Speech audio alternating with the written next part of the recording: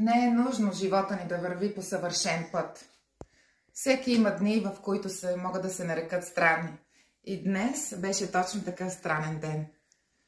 Трябваше да отидем на гроба на мама, заради това, че прави 15 години от нейната смърт.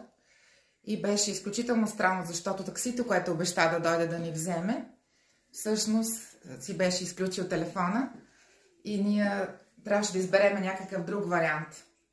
Разбира се, поръчахме от друга фирма и човека ненадейно дойде много бързо. Но понеже бяхме доста така притеснени и разстроени, че няма да успеем на време да отидем, нещата малко се объркаха и разбира се, започнаха страхове и притеснения, дали всичко ще се нареди, дали ще бъде наред, дали можем да се справим.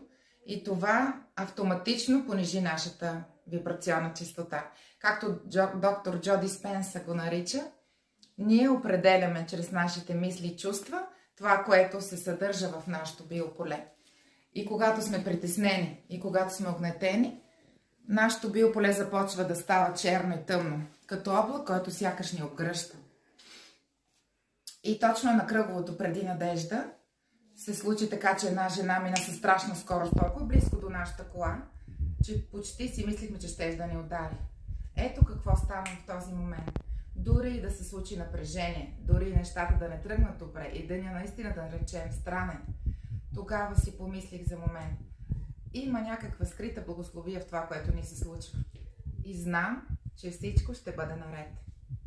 Повярвайте, след това, дори самото момче от таксито предложи да ни изчака 20 на минути, докато приключим цялата процедура. По уважението на моята майка. Нещата се наредиха в наша полза. И всички бяха спокойни и щастливи, защото изпълнихме това, което всъщност за ръката на нашите мили родители.